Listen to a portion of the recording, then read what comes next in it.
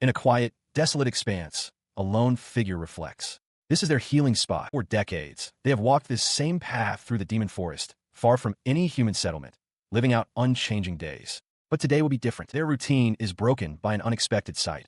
A person lying amongst the flowers. A flicker of recognition sparks within the hooded figure. They know this girl. It is Noa Gran. The realization hits not with concern, but with a sudden, sharp gasp of utter shock.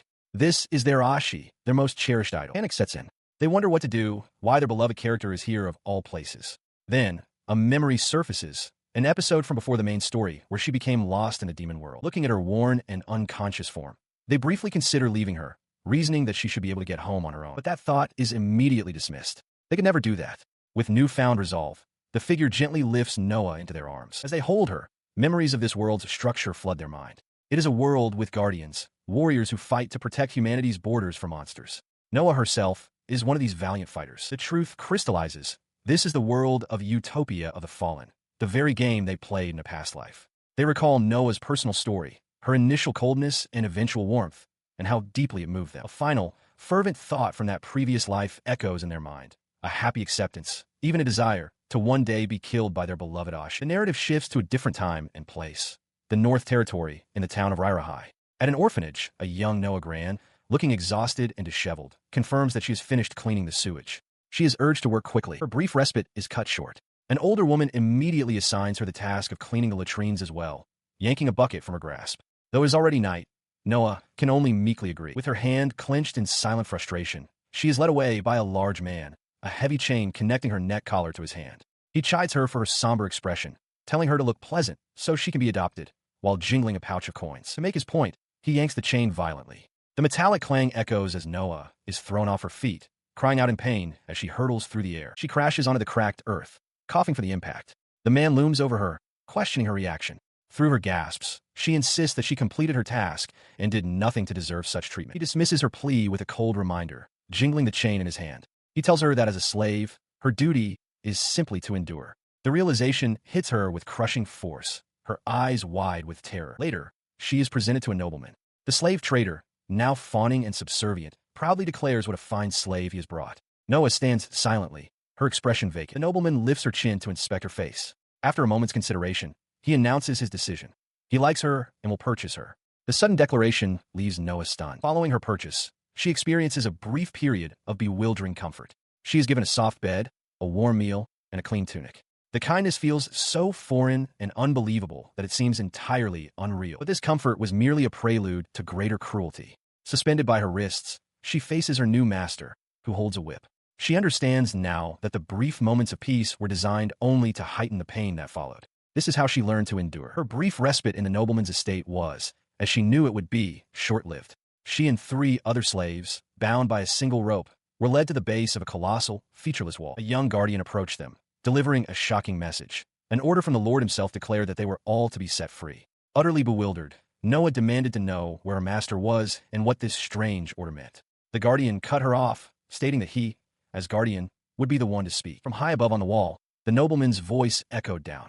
He declared the world dreadfully boring, with no decent entertainment to be found. Addressing his slaves below, he acknowledged that they had served him well. His twisted idea of a reward was then revealed. Announcing he would give them all a little playtime, monstrous, skeletal beasts were unleashed into the enclosure with them. They turned, trapped with their backs to the wall, forced to face the approaching horrors. As the beasts lunged, the nobleman mockingly told them to enjoy themselves until their very end. One slave was struck down instantly. In the ensuing chaos, Noa instinctively threw up a hand, unleashing a burst of raw magic. From his perch, the nobleman watched with surprise, wondering when she had learned such a thing, but remained confident it would be useless against a monster. The sudden outburst left her on the ground, not in fear, but in a fit of hysterical laughter. Her eyes burned with pure hatred as she spat a curse, calling him damn trash. Her defiance solidified into a scream. She refused to die like this, not for his entertainment. As she roared her refusal, a hulking beast swung its massive claws down upon her. The brutal attack sent her sprawling. From the ground, she watched another slave get mauled, and a devastating thought crystallized through her tears. They were just burdens. Absolutely nothing more. That grim realization forged a new resolve. The scene shifts to a dark forest, where she now sits alone at the base of a dead tree, surrounded by monsters of all kinds. The fear is gone, replaced by a singular, cold purpose. She has to survive. She was paralyzed, her vision failing.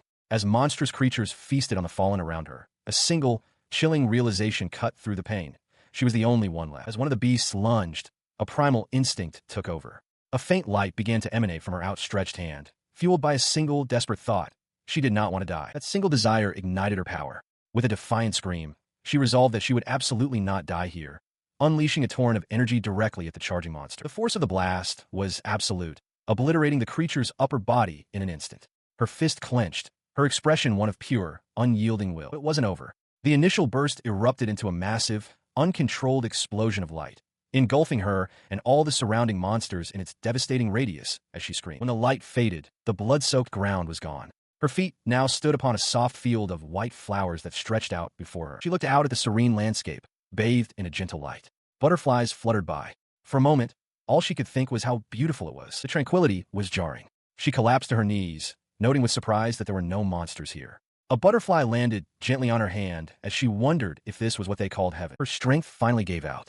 The world went dark as she succumbed to exhaustion and drifted into unconsciousness. Consciousness returned to the sound of a soft click. She opened her eyes not to a field of flowers, but to the ceiling of a simple, unfamiliar room. Dazed, she sat up, wondering where she was, and noticed someone else asleep in a bed nearby. A sudden crash shatters the quiet as a monstrous, boar-like creature with glowing white eyes bursts through a nearby door, its sharp tusks glinting. The sudden intrusion makes her gasp, her eyes wide with terror as she swallows hard, sweat beading on her face. Her terrified gaze, however, falls not on the boar, but on the silent, cloaked being standing beside her. She recoils slightly, her mind racing with a single, panicked thought: another monster. As the cloaked figure stammers, unable to form a coherent word, Noah's fear hardens into defiance. She glares at it, challenging it to a staring contest, declaring that the first to laugh will lose. In response to her challenge, an unseen force erupts from her, blasting the cloaked figure backward across the room with a violent gust of wind. The power emanates from Noah. She stands in a low stance, arms outstretched, her hair whipping around her as she unconsciously unleashes her ability. Telekinesis, the power to manipulate any object within her effective range. The room erupts in a storm of splintering wood and debris. A powerful force throws Noah grand backward through the air. Amidst the chaos, the shadow figure stands untouched, the epicenter of the destruction. She lands hard, staring up in utter shock. All the power she had poured in her last attack was nullified by what seemed to be simple wind magic. She realizes with dawning horror that this being's strength is on a completely different level from the monster she's faced. They are not equals in this fight. Despite the overwhelming power difference, she surges forward, slamming her palm against the shadow figure's hooded head. A brilliant flash of light erupts on contact, and the creature stumbles back, a cry of pain echoing as it clutches its skull. The recoil sends her tumbling to the ground. Gazing up at the figure, she assumes it's about to strangle her to death. A strange, resigned thought surfaces. She used to believe that being killed by her Ashi, her idol, would be a happy death. But now, faced with the reality, she hesitates. However, the expected end doesn't come. The shadow figure doesn't move to strangle her. Instead, it raises its hands, and a new energy gathers. Noah's eyes widen in disbelief and confusion, a soft escaping her lips as she realizes her prediction was wrong. Its glowing eyes fixed on her. The cloaked being declares with finality that the confrontation is over. Lying defeated, Noah's mind drifts. She reflects on her struggle, telling herself that she did her best, that she was always fighting. A faint hope flickers within her. Surely, for all that effort, she should be allowed some small reward. She covers her face with her arm, accepting what seems to be an inevitable end. With a final, weary sigh, she surrenders completely, whispering for it to do whatever it wants. The response is utterly unexpected. The shadow figure ignores her, turning its attention instead to a large, trussed bird which it begins to roast over a newly conjured fire. The cloaked figure continued its strange task over the fire.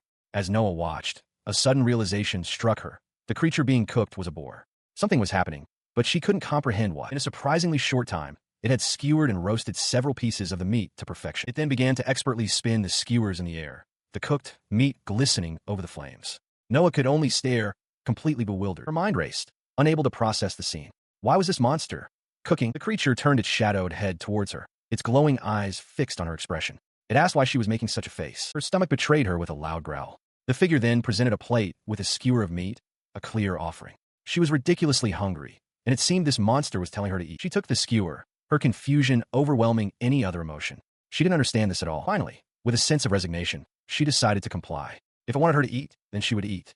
She took a large, defiant bite. The cloaked figure watched her, silently reflecting on its culinary efforts. It hadn't been able to add any seasoning, but it hoped the meat was at least edible. As the flavor filled her mouth, tears began to stream down Noah's face, her expression a mixture of shock and overwhelming emotion. She took a bite, her mind registering that it was just simple grilled meat. Yet, the flavor was overwhelmingly delicious, a stark contrast to its humble appearance. The taste was more than just food. It was a comforting flavor that broke through her defenses, causing tears to stream down her face as she sniffled and continued to eat. Overwhelmed, she collapsed against her captor, her quiet sniffles turning into loud, unrestrained sobs. As the girl wept, the shadow figure recalled its past life. It had known of Noah's history even then, and had been deeply moved watching her struggle and persevere through immense hardship. It had always operated under the assumption that humans and monsters were mortal enemies in this world.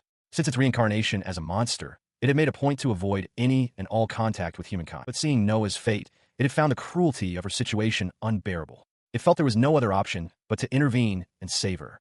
As this thought concluded, it felt a tug on its cloak and heard her voice, small and hesitant. She looked up, her eyes wide and pleading, and asked if it was on her side.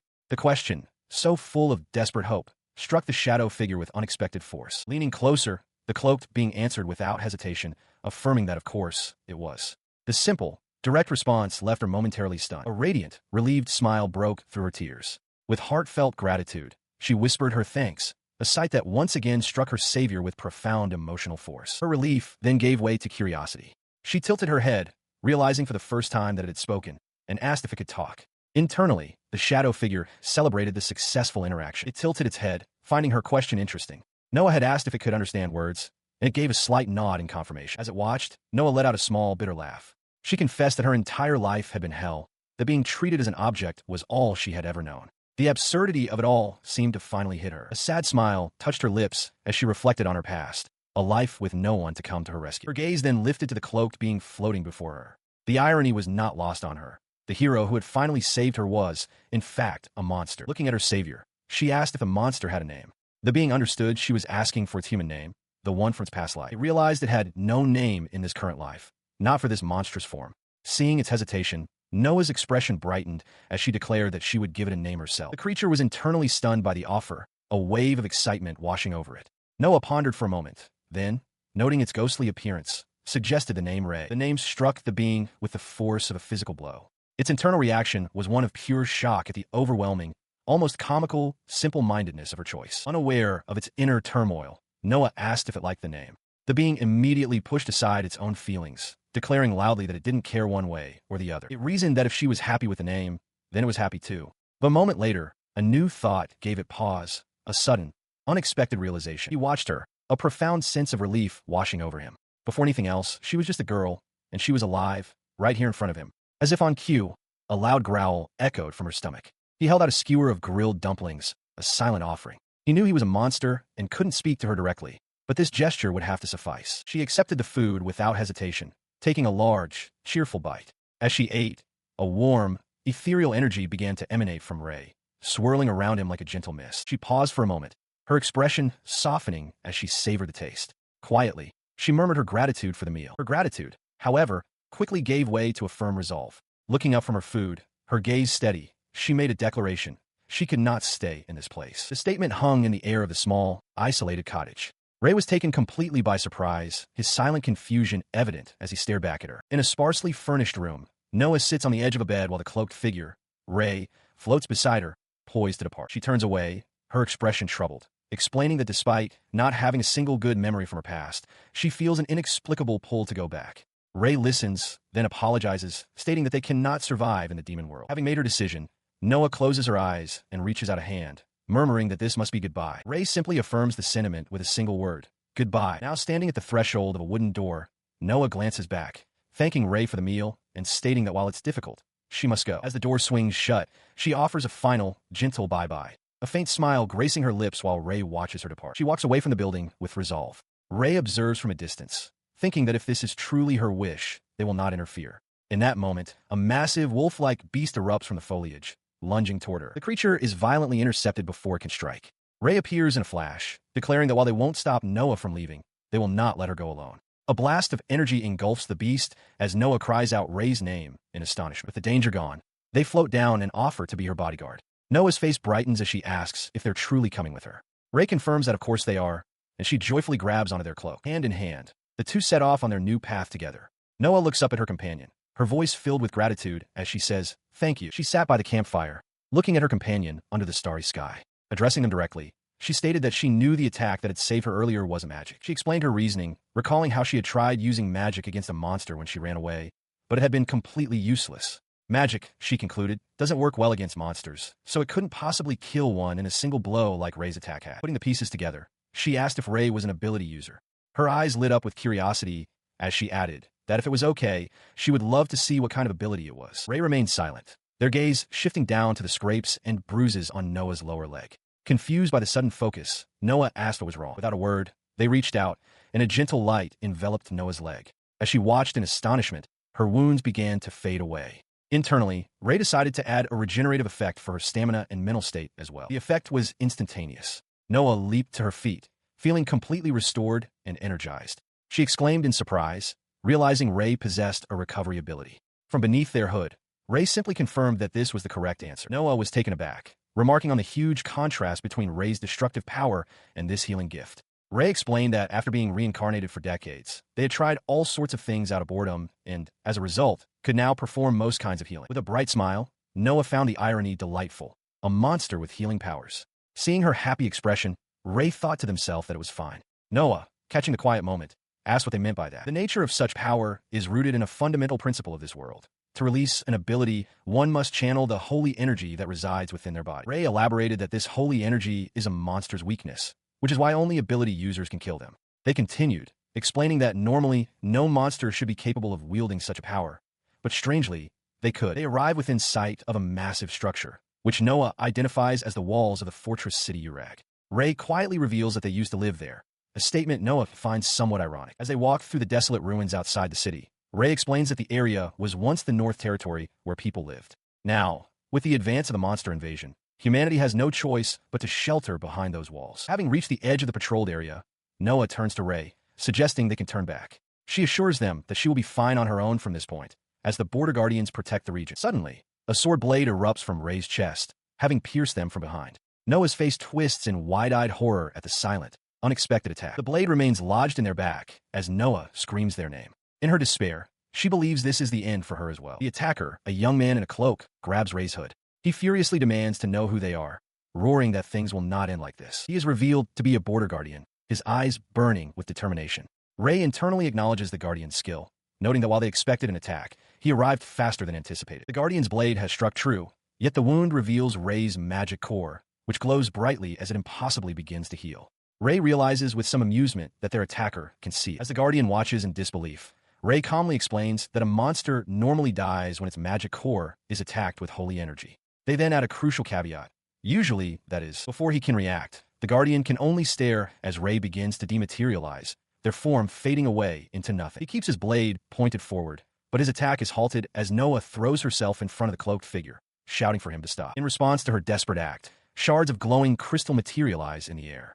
The guardian recoils, shocked to realize he is facing an ability user, as Noah stands protectively, pleading with him. His aggressive posture softens with a flash of recognition. He points at Noah, stating that she's the one from yesterday. Confused, she questions what he means. Her mind connects his words to a recent, violent memory of a monster attack. She realizes with a sweat drop that he must be referring to that incident. The guardian sighs, expressing relief that she is safe, but admitting the situation is beyond his capabilities. He asks if she can meet with the division head. Noah looks toward her cloaked companion and confirms that this is the southern border guardian he's looking for. Having cleared the misunderstanding, he formally introduces himself. He is a rookie border guardian dispatched to the south this year.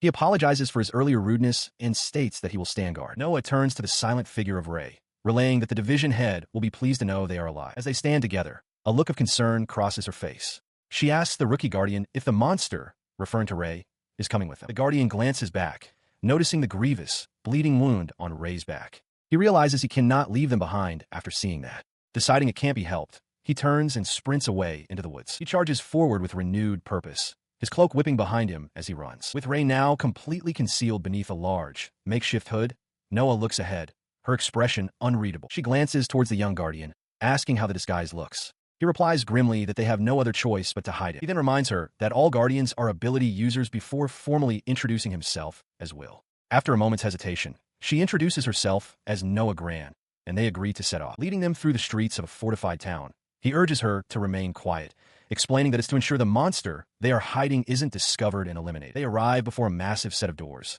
causing Noah to gasp at the building's immense scale. Will steps forward, knocking and announcing their presence to the division head. Without waiting for a response, he pushes the doors open and declares he's coming in, only to be met by a man's voice from within, chiding that he should at least wait for a reply. The man at the desk smirks, resting his chin on his hand. He remarks coolly that there's no point in knocking if one simply intends to barge in regardless. Will offers a curt apology for his rudeness to the Southern Border Division head, the Honorable Liberato, Rosalia Sama. When Liberato dismissively asks about the girl, Noah nervously introduces herself.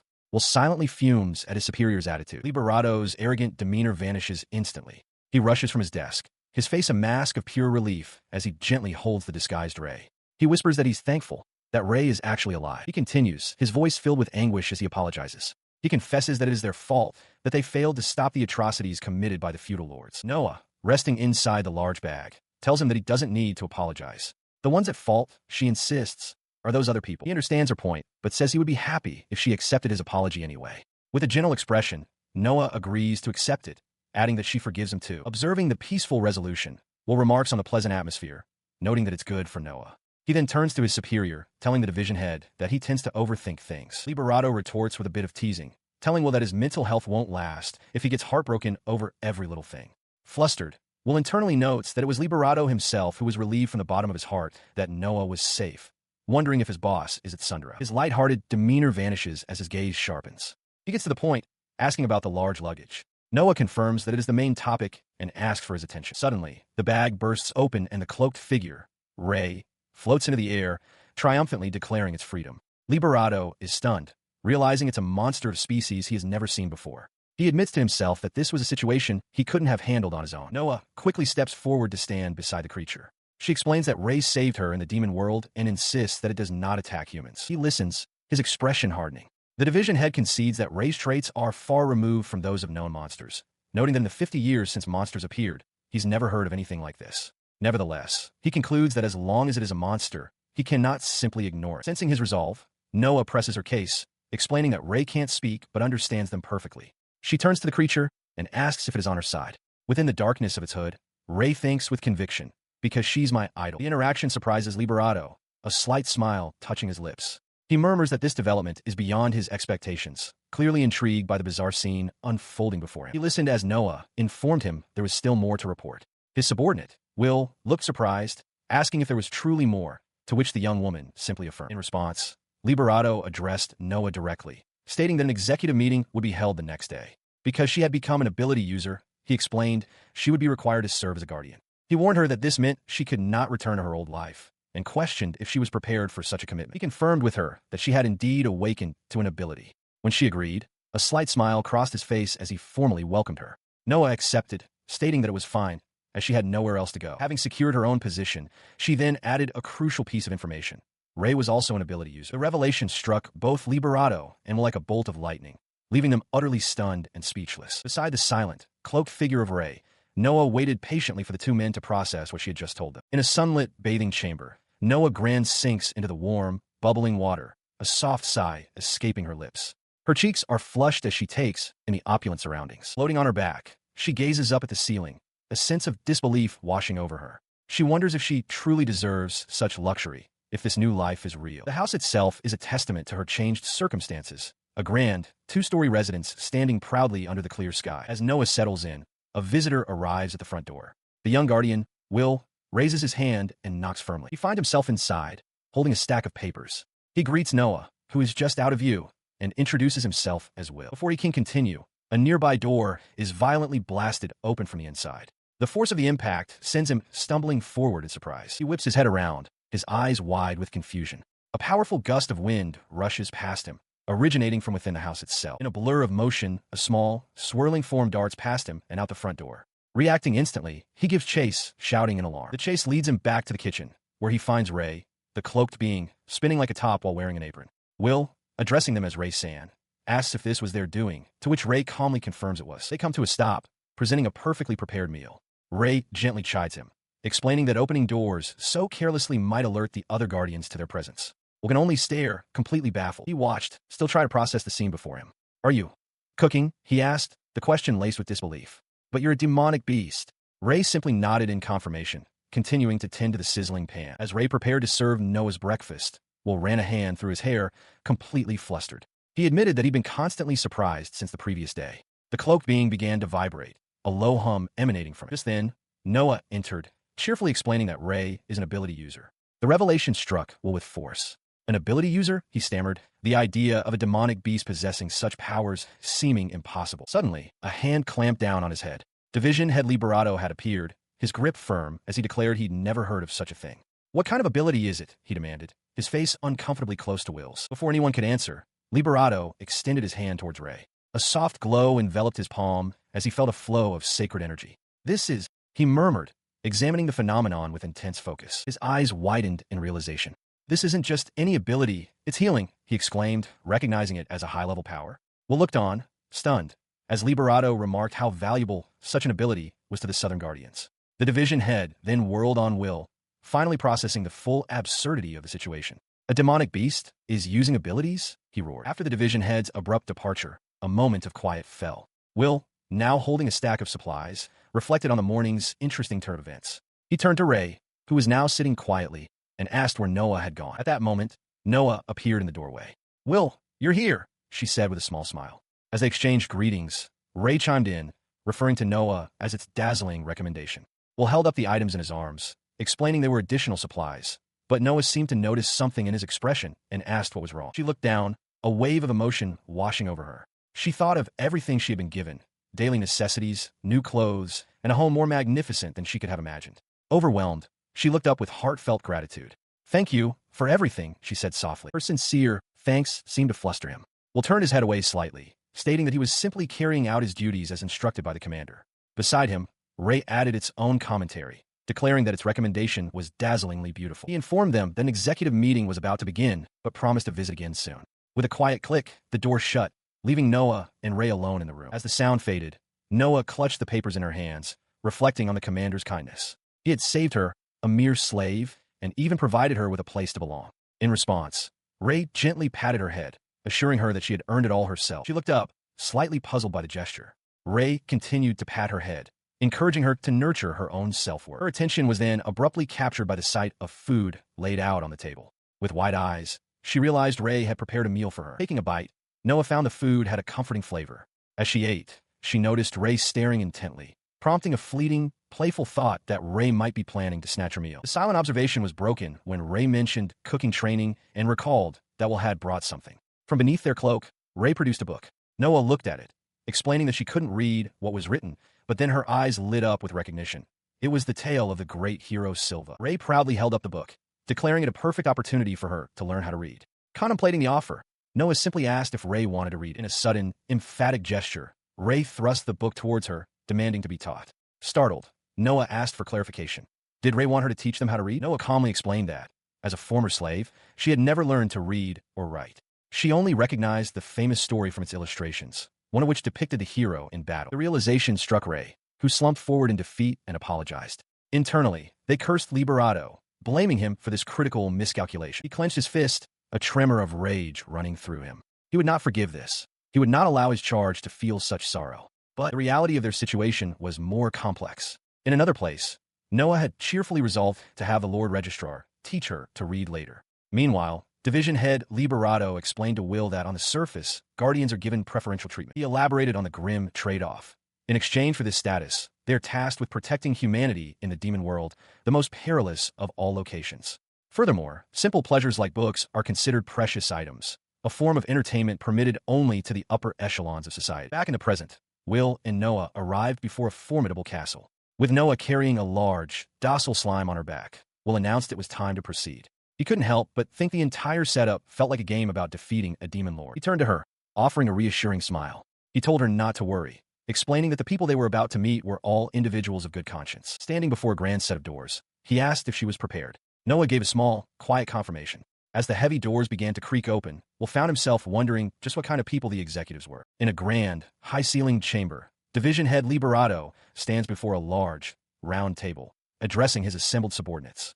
With a faint smile and an outstretched hand, a small spark glinting on his glove, he greets the newcomer, stating that he's been waiting. Elsewhere, a woman with her hair in a high ponytail playfully asks another what this is all about with Liberato. She teases the flustered woman, Lilia, wondering what she might have done to warrant such a reception. Observing the situation, Noah Grand timidly thinks to herself that it shouldn't be a problem. Liberato, however, glares down with a severe expression, convinced it's nothing good.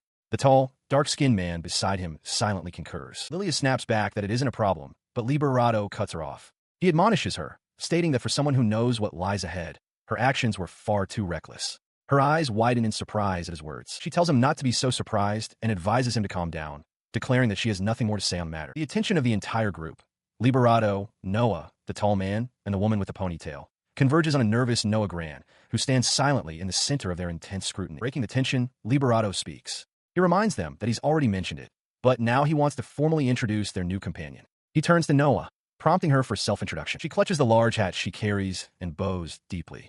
With a determined voice, she announces that her name is Noah Gran. She is 18 years old, and she looks forward to working with him. The woman with the ponytail approaches with a warm, disarming smile, telling Noah not to be so formal. She introduces herself as Rose, reassuring the newcomer that they all see each other as family, so it's all right. Leaning over the back of a chair, a man with long, dark hair grins. He mentions he heard she's been through a lot and introduces himself as Eric, welcoming her to the group. He claps a fist into his palm, telling the newcomer to relax. Eric explains that they are all comrades now, and Guy adds that she should feel at ease. Bowing, Noah introduces herself, and Rose cheerfully welcomes her aboard. Guy then points out that Lilia is younger than their master, so she shouldn't be so formal with her. From her position on the floor, Lilia snaps back, telling him not to call her Aribird. Pushing herself up, she turns her attention to Noah. With a slightly strained expression, Lilia suggests that they should try to get along. This directness catches Noah completely off guard, causing her to stammer. She begins to introduce herself with the masculine pronoun Boku, then quickly says the name Tsubaki before catching herself. As she flails in embarrassment, Division Head Liberato steps forward to formally welcome her again. Overwhelmed, Noah bows deeply in response. She looks up, a faint smile gracing her lips. Internally, she expresses her relief, admitting to herself that she had been anxious about whether or not she would be accepted. Her quiet moment is broken when Eric points to the large, creature-like bag on her back, startling Lilia as he asks what it is. Liberato explains that the bag is their main theme and entrusts it to Noah. She agrees, though seems hesitant. He adds that he, for one, would not want to fight a demon as an opponent. The scene suddenly shatters into a grim vision. A towering, cloaked figure wielding a massive scythe looms over a terrified Lilia. The other members of the team are shown in flashes, defeated and scattered. Lilia's thoughts race as she wonders if she will survive. In response to the threat, a young swordsman named Tsubaki leaps forward, his blade clashing against the scythe with a sharp ring of steel. As he intercepts the blow, he realizes this foe may be impossible to defeat. With a sudden burst of speed, the young swordsman Tsubaki leaps through the air, his katana drawn and aimed directly at the shadow figure. Below, Rose cries out his name in alarm. His blade clashes against the shadow figure's forearm, which blocks the strike with impossible ease, sending sparks flying. The Guardian, Will, grits his teeth in frustration as Noah cries out the being's name, Rei. The force of the impact sends Tsubaki stumbling backward. Noah questions if he is her successor. Trembling on the floor, the boy apologizes, admitting that he was drawn in by a demonic aura and lost his composure. Nearby, Rei lets out a low groan. From the darkness of its hood, Rei realizes the attack was far too fast. It had been unable to react. Watching the scene unfold, Liberato smirks at Rose, asking what she had just said about Tsubaki being calm. Rose, looking away with a slight blush, retorts that his method was just a bit poor. She explains that when Tsubaki fights, he enters a state of mushin, or no mind. She then asks if he was truly serious with his attack. Tsubaki meekly replies that he was holding back, as he is not very good at it. Across the room, Liberato thanks Will for his part. The Guardian bows his head slightly, stating that it was to be expected. Noah watches their exchange in silence. Her gaze hardens as she looks toward Rei. She wonders aloud if these people have any common sense, noting that Noah is becoming quite irritated. With the commotion settled, Liberato turns to the group. He addresses Tsubaki, stating that now that he has calmed down, it is time to begin the explanation. He gestures to the large, glowing vessel at the center of the room, around which the entire party is gathered. He then makes a formal introduction. His name is Rei. The introduction of the being named Rei sends a wave of shock through the assembled group. Rose gasps, Noah stares with wide-eyed uncertainty, and Will's brow furrows in disbelief, while Liberato observes their reactions with a knowing smirk. Lilia is the first to voice her astonishment, stating she has never heard of a demon helping people. Will reasons that since it understands language, not resisting was the logical choice. Liberato adds to their surprise, confirming that Rei is also an ability user. As the others process this, Rose observes that Rei possesses a recovery-type ability and seems to be a direct action type, remarking that it is just like her. Liberato listens, arms crossed, as his team begins to grasp the situation. Her comparison prompts Liberato to clarify a key difference. He explains that while Rose provides continuous area of effect recovery, Rei's ability is specialized for single targets. He turns to the group, asking if that distinction is acceptable. He continues, a look of admiration on his face, noting how incredible it is that Ray can activate multiple abilities simultaneously. Well, still processing, questions if that is truly so amazing, as Lilia looks on, flustered. With the explanation concluded, he turns his full attention to the cloaked figure. With a confident smile, Liberato asks if Ray can handle a request for Eric's group. Ray simply nods, affirming, "Leave it to me." Its immediate acceptance causes varied reactions. Rose remarks on the executive's high level of trust in Ray. Will remains wary, pointing out that the demon they were meant to be on guard against is gone. Guy clenches a fist, questioning why a demon isn't considered a threat, while Lilia seems to have fainted from the overwhelming situation. Amidst the external commotion, Noah is lost in thought, replaying the earlier confrontation. She comes to a stark realization. She was completely unable to react to Tsubaki's attack. The thought leaves her stunned. Elsewhere, the others continue to react to Ray's power. Lilia expresses her disbelief. Guy flexes and acknowledges its strength, and even Rose concedes with a sigh that Ray's ability is better than her own. To provide a final clarification, Liberato explains that unlike Rose's area recovery, Ray's power has a dual function. It can simultaneously boost the combat ability of allies and weaken demons within its range. He marvels at its ability to do both at once. He notes that while it's a shame, this new arrangement will at least lessen Rose's burden. She playfully agrees, feigning disappointment. From the shadows, Ray confirms this is indeed the case. The dual nature of Ray's power is made clear. Their holy aura has a positive, strengthening effect on allies, while simultaneously acting as a debilitating force against demonic creatures. This power, however, is specialized for single targets. The amplification of its effect depends on the cooperation of the individual it is cast upon, and it can only be applied to one person at a time. Rose reflects on this, admitting that her own multi-target abilities are more convenient. Nevertheless, she concedes that Ray will undoubtedly be a significant nuisance to their enemies. She maintains that until Ray can be fully trusted, they should be kept under close surveillance. Liberato grins broadly, declaring that he welcomes Ray, as bringing them in was his proposal all along. Lilia voices her approval of the idea.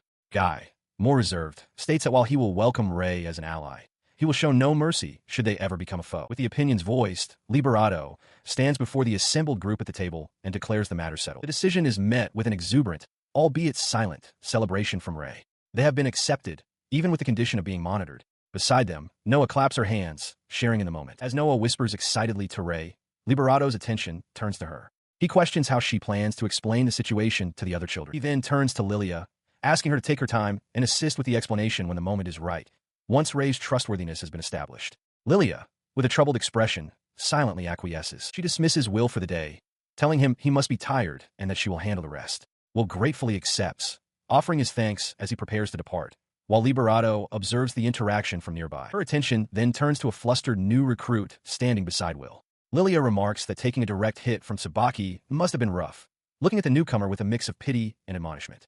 She states plainly that this is not a task for a rookie. As the new recruit apologizes profusely to Will in the background, Liberato comments to Noah Gran that it's helpful to have another promising newcomer. His remark is cut short, however, as Noah turns to him with a serious expression, asking for a moment of his time. Division head Liberato addresses Noah Gran, telling her he hasn't heard anything about putting Ray in a dangerous situation. He notes her lack of attention and asks what she's heard, though he seems to already know she isn't listening. He leans closer, a slight smile on his face, and offers an apology, acknowledging that it was an unforeseeable circumstance for her. As they stand before a stall laden with provisions, he tells her not to worry about Ray's reaction. He explains that these supplies were delivered by Will under his own orders. Her attention shifts. She holds up a book with an illustration of a knight on the cover, presenting it to him. She explains that she cannot read the letters and asks if he will teach her. He reacts with surprise, realizing it's a gift intended for her. Flustered, he takes the book and claims to know nothing about it, while Ray suddenly jerks in agitation beside them. Elsewhere, Will asks Lilia where she was before arriving, and she confirms she was on a relief mission. His gaze then falls upon Liberato, Noah, and Ray, a look of confusion crossing his face as he sees the book in Noah's hands. A look of understanding dawns on Liberato's face, and he smirks. Ray, observing his expression, becomes even more agitated, questioning the meaning behind his smile. Noah glances from the book towards Will, wondering if he was the one who left it for her, recalling that he had seemed concerned. Beside her, Ray expresses that the gift is cute. The cloaked figure turns to face the 16-year-old guardian. Ray declares that while the gift itself scores 0 points for Noah, the thought behind it is commendable and should be encouraged. Her expression hardens as she looks down at a slate in her hands. She states firmly that she has words for the person who endangered Ray. Averting his gaze, Liberato asks her not to be so harsh, insisting he meant no harm and offering a quiet apology. She holds the book out and asks Liberato if he will teach both her and Ray to read. His initial surprise gives way to a relaxed smile as he agrees, remarking that it's a simple request. Beside her, Ray looks up, a silent awe washing over them. The prospect of learning fills Ray with excitement. Just then, a cheerful young woman with wavy hair bounds over to Noah, waving enthusiastically. She introduces herself as Julia and asks to be friends, mentioning she heard Noah's name. Noah quietly agrees. Meanwhile, on the second floor, Lilia sits with her arms crossed, a look of impatience on her face. She is tasked with watching over someone and resigns herself to the fact that she will have to take her time. Her gaze drifts downwards through a railing, falling upon the cloaked figure below. She reflects on the fact that a mere 47 people had been protecting the entire southern region before their arrival, a thought that seems to leave a bitter taste. Despite her reservations, she concedes to herself that new allies are precious. A faint, knowing smile touches her lips as she decides they must be given a proper welcome. Her attention remains fixed on Ray, who tilts their head as if sensing the scrutiny. Lilia muses that this one is different, likely not yet prepared for what's to come. The thought seems to startle her, and she recoils slightly with a flustered expression. The relative quiet is shattered as a boisterous, muscular man throws open the doors. He points dramatically, roaring a question about whether this is the place with a new companion. Down below, the group, Ray, Noah, Lilia, and another woman, are startled by the sudden intrusion. Lilia sighs, muttering that someone troublesome has arrived. He stomps forward, leaning aggressively over the table to confront the cloaked figure. He bellows his name, Ruah, and demands to know theirs. His eyes then dart to Noah, and he shouts in recognition, declaring that he remembers her. His intense gaze locks back onto Ray, his expression wild with energy. He leans in closer, demanding to know just how much power they possess. As Ruah clenches his fist for emphasis, Ray can only tilt their head. The concept of power is entirely foreign to them, leaving them in a state of complete and silent confusion. As the tension lingered, Lilia stepped forward, scolding Ruah from the top of the staircase. She admonished him for barging into someone else's home, a girl's home, no less, without permission, telling him he lacked common sense. Ruah, however, just laughed, shouting back that he couldn't be bothered with such trivial details. His outburst was interrupted by Julia, who cheerfully noted Lilia's presence. Lilia confirmed she was there as well, but Ruah, growing more impatient, snapped that such things were irrelevant and yelled for their attention. His focus shifted entirely to Noah, who was seated at a table. With his arms crossed, he demanded she tell him her power. Noah looked up, confused, asking what he meant by the term. Ruah insisted with frustration that power is simply power, nothing more, nothing less. She fell silent, her gaze dropping as she processed his aggressive, circular logic. She considered his question, thinking to herself that if she possessed any power at all, it certainly wasn't anything special. His intense eyes remained fixed on her, awaiting an answer. As Noah hesitated, Julia spoke up, proposing a solution. Lilia, standing beside her, sighed in annoyance, muttering that this was starting all over again. Noah looked over at them, her expression uncertain. His patience gone, Ruah slammed his fist on the table, leaning in close to Noah. He declared that if she wouldn't tell him, he would measure her power for himself. With a wild grin, he roared a challenge. Noah, fight me. The sudden demand left Noah wide-eyed and speechless. Lilia buried her face in her hand in exasperation. From a nearby doorway, the silent, cloaked figure of Ray observed the unfolding chaos, a quiet specter in the commotion. With a confident grin, Ruah crosses his arms and declares his decision. A tear forms in Noah's eye as she looks down, quietly asking if she is truly meant to fight him. He confirms it with a loud, enthusiastic shout. His declaration is met with immediate resistance. Lilia steps forward, placing a protective hand on Noah's shoulder, telling Ruah that if he's so eager for a fight, he should ask Liberato. Ruah dismisses her, clenching his fist and shouting that this is none of her business. What he wants to know is Noah's power. Fed up with his shouting, Lilia grabs Ruah by the head and slams him face first onto a nearby table. She demands he stop, telling him he's causing a scene. Beside a startled Noah, Julia quietly apologizes for the commotion. As Lilia holds him down, Ruah complains that it's always like this when a new person arrives. From the side, Will, the border guardian, remarks that he was also used as fodder for Ruah before, then turns the challenge back on it. Julia turns to Noah and asks if she intends to fight. Will adds his own encouragement, suggesting there's no harm in trying and questioning if she plans to refuse. Still restraining Ruah, Lilia explains that this is a good chance for them to gauge Noah's true strength as a border guardian. She insists that if Noah is truly one of them, she must accept. Noah listens, a thoughtful expression crossing her face. Suddenly, she turns and runs up a nearby staircase, calling for them to wait. Lilia asks if she's going to prepare. Freed from her grip, Ruah leaps to his feet with a triumphant "all right" and bolts off, shouting that he'll be waiting at the training grounds. As she ascends, Lilia calls out, telling her to listen to the rest of what she has to say. Noah pauses on the stairs, looking back over the railing, having heard the plea. She instead goes to a private room to consult with Ray. Noah asks for the cloaked figure's opinion. Ray considers the question, stating that while refusing would have been easier, it's important for Noah to understand her own abilities for what lies ahead. Noah holds up a pair of armored gauntlets, asking if they are a protective charm, and if Ray agrees, she should fight Ruah. The cloaked figure gives a silent, decisive nod, affirming that gaining combat experience is the better path. She agrees to the duel, affirming that she is a guardian now and must see it through. Beside her, Julia offers a word of encouragement, promising to cheer her on. Having made her decision, she turns to Rei and says she is heading out. The cloaked figure gives a silent, slow nod of acknowledgement as she departs. She arrives at a large rectangular training ground where Ruaw awaits in the center. A small crowd, including Will and Lilia, has gathered to watch, with Lilia excitedly remarking that she wanted to see Noah fight. Her opponent greets her with a wide, eager grin, shouting that he's been waiting. As Noah stands ready, Lilia approaches to offer some advice, telling her to go all out against Ruaw and use this as a chance to test her own abilities. Noah quietly agrees. He shouts from across the field that she shouldn't worry about holding back, as he won't be either.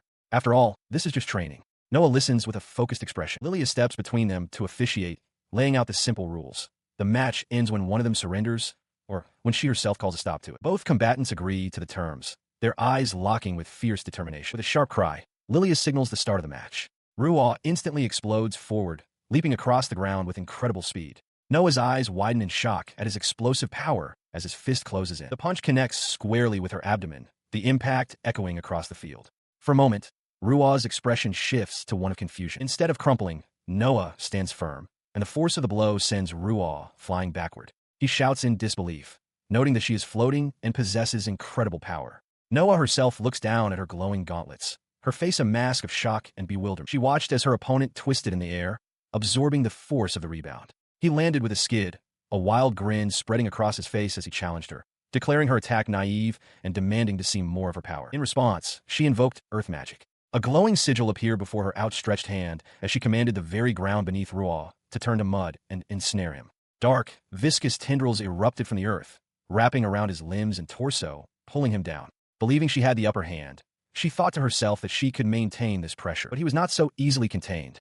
With a grunt of effort, he shattered the earthen bonds and flipped backward, landing lightly on his feet. A wide, almost manic grin spread across his face. He praised her interesting fighting style, declaring that this was turning out to be quite fun, much to her apparent dismay.